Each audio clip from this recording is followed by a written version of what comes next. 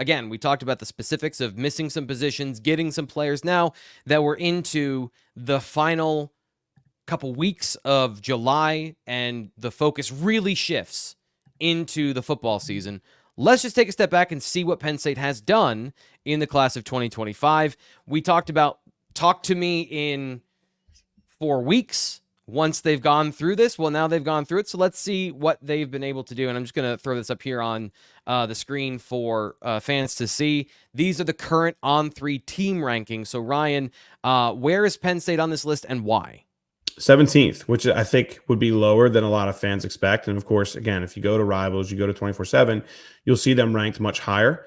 Again, what we're trying to do here is project where Penn State's actually going to finish. There's a reason there's kind of an algorithm to this, which is a rolling count of Power 4 schools and the commitments they have that progressively grows throughout the year. So we're not counting all 22 of Penn State's commits at the moment. What's to say there at the top for T. Frank? How many? I got it. It's 16.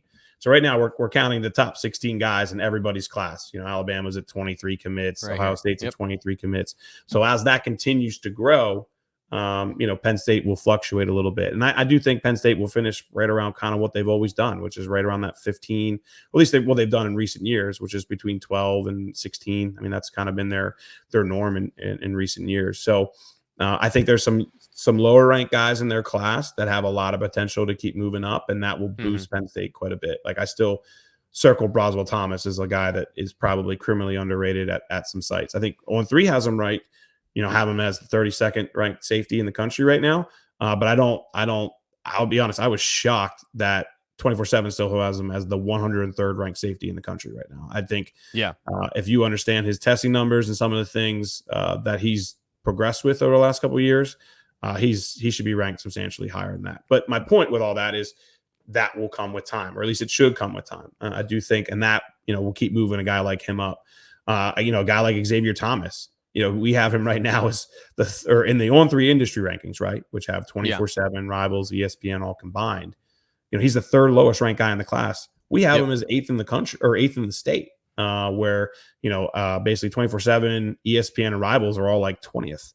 So another guy where I think if you get the film out there, you start learning more about testing numbers and those things like that. Like, that's a guy who could steadily jump up in the rankings. So we'll see where things progress. Tyke Hayes is a guy we talked about a lot. As far as he's one. Sean, go ahead. Can I jump in here?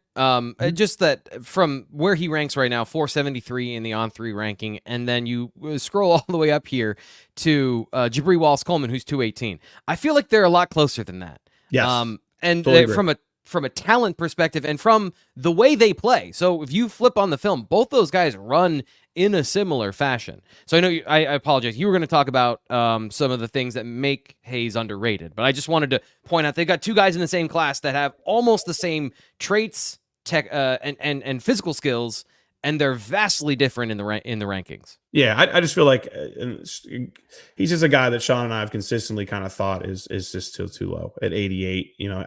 Is he a 4-star?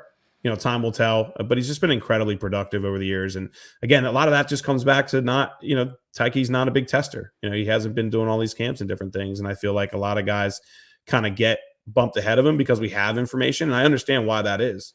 When you have information, it's a lot easier to compare a guy from Arkansas, a guy from California, a guy from Pennsylvania. Like, that's kind of why those camps exist. So that's just part of it too. But I feel again, to reiterate, I do feel like there's some guys lower ranked down here who should move up with time, and that will only help Penn State kind of jump into that top 15 range. When you also add in the fact that, like, they're going to have to flip somebody. They're going to have to flip a couple guys, who are higher ranked down the road, and guys from the area who have probably gotten away. Penn State's consistently kind of flipped one or two players each year, so I think when you're looking at it right now and what we're going to look at in December might be a little bit different.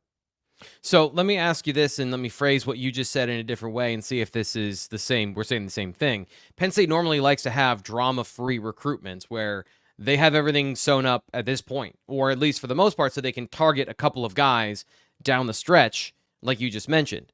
In order to get where they want to, in terms of getting the talent in the class that they targeted, and just as a tangential benefit, which I think they somewhat care about, but don't care about, recruiting rankings, where they kind of land in a general place that they normally do, or at least on the high side.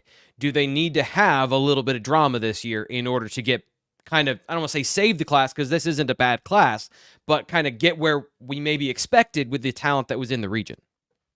I'm all for drama, man. Drama sells. So yeah, I'll be all for it. To some degree, right? It depends. If it happens at 7 o'clock on a Saturday night, maybe not. But no, I'm teasing. But yeah, I mean, to some degree, yeah. And that's where I come back to the flips, right? I mean, isn't that kind of what drama is? Now, I think maybe some fans will look at signing day drama, right? And maybe Right. somebody will emerge. Like I was talking to somebody not that long ago, and that person was basically saying that, like, if you look at just how much NIL's impacted a lot of these decisions and guys going crisscrossing the country, and this is good and bad for Penn State. Penn State has a lot of those guys too, Yeah. as far as guys that we wouldn't normally make sense. That person just believes that we might be looking at a record year when it comes to decommitments during the season, and so Okay. Penn State's got to keep their guys tied up. We'll see if they're able to do that. But at the same time, there's quite a few guys in the region that we know they were top 1, 2, 3 with at worst third. A lot of guys, it was really came down to Penn State and one other school. Well, when we get close to that December, are you sure you want to go across the country for this? Are you sure you want to do, leave home, whatever it may be?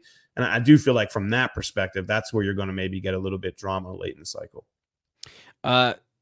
We'll get into the positional aspects of this now. What do you think the strengths of this class are? Where do you look and you say, okay, so they got work to do in a couple of places, but I think they're really strong at X? Edge for sure. I love Jaden Woods. The more I learn on Jaden Woods, Yes. man, some of his numbers are just so incredible. And I'm gonna work on a story here in the next couple of days on it's not Bruce Feldman's freak list, but it's kind of similar. Looking at some of these guys who athletically are incredibly impressive. And I feel like Jaden Woods is kind of a guy who's still kind of gone overlooked a little bit. Don't get me wrong, he's still a 4-star player. But Jaden, and you added Max Granville. I mean, Cortez Harris too. Like Cortez has a ton of potential. He's got to just add weight and kind of see how he progresses. But like from a quickness perspective, there's a lot there with Cortez that you like. And obviously he had an injury too. So I don't want to put I really want to see Cortez Harris a senior year. I mean, there was a reason he was a 4-star for the longest time. On 3 just dropped him back to a 3-star. He's still an 89 though, so he's right there on the bubble. Right. But when I look at those 3 and kind of also how they fit Penn State, Penn State has Deny, but a lot of their other edges over the years that have had success aren't the Deny Dennis Sutton type. They're the more the shorter, quicker, burstier, agile kind of DNs. And I think Granville and Jaden Woods absolutely fit that well, and Cortez can fit that too. Fit that well too. I mean, right now he's like 6'2", 200. So I really just want to see size wise how he grows. But can I just jump in and agree with you? I'd love to just be able to jump in and agree with you because I've watched film. I'm still working through like Randy Adirika and some of the guys that committed in that flurry, but the guys that I have looked at these DNs are legit. Jaden Woods, no defensive end, no defensive lineman comes into college as a complete player from a technical perspective. But I'm always looking at what are your baseline skills? What do you know about the game of football and your position? And he has definable, I can recognize this as a pass rushing move that he tries in games that are like 3 or 4. Maybe he needs to pare that back and really become an expert on one of them, but I love that he's aware of how to use his hands and the different ways to do that. And from a frame perspective, I think Charles Power said he's got enough bend or good enough bend. I agree with that because he is big, physical, and maybe isn't the Max Granville, but Max Granville, no notes, Ryan, no notes.